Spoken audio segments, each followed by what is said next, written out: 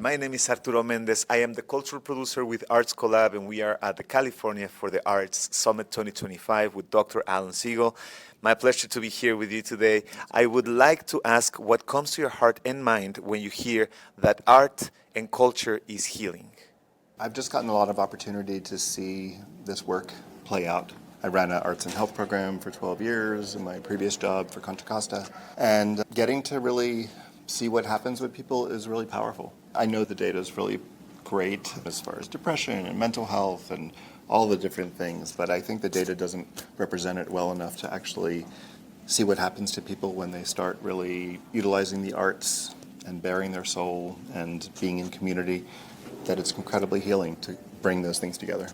It doesn't explain the depth of the impact that art and culture can have on people's mental health and their overall health. Now, I am curious to hear from you, what do you consider to be the impact of culture, particularly in people who are experiencing burnout, people who don't have the tools and the means to take proper care for themselves?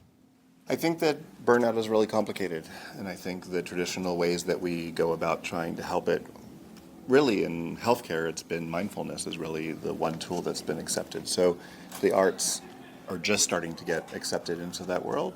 You take a complicated problem like burnout, and if you do the traditional things that we have, I don't think that you really get the benefit that you can get when you start to hit people at deeper levels like you can do with the arts and with creativity. And so I think we really need to explore how do we do this better to be able to bring the creativity to people and try to bring them back to who they were before that they got to that bad place. In your personal experience, what are some of the tools that you utilize to keep yourself grounded, to keep yourself present in your life?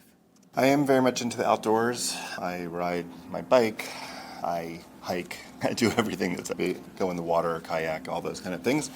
And then I love to dance, and I also play music. And so somewhere between all of those things, I do a little bit of mindfulness thrown in there. That's how I stay sane. And I have a really amazing community of people, and then my children, of course. They both keep me insane and sane. Fantastic. You heard it straight from the source. La cultura cura.